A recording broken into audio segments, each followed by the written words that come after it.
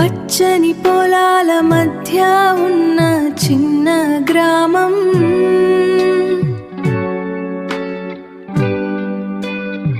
ఆ గ్రామంలో లక్ష్మి అనే అమాయకమైన అమ్మాయి ఉండేది.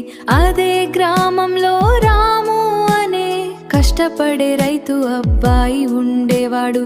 అతని హృదయం చాలా మంచిది.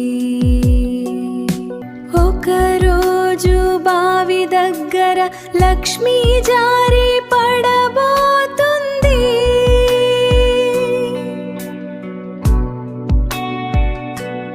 అప్పుడు రాము ఆమెను పట్టుకుని కాపాడాడు. ఆ రోజు నుండి వాళ్ళ మధ్య స్నేహం మొదలైంది. ఆ స్నేహం కాస్త కాస్త ప్రేమగా మారింది. చంద్రకాంతిలో రాము అన్నాడు, లక్ష్మి నువ్వు నా జీవితంలో ఎప్పటికీ ఉండాలి.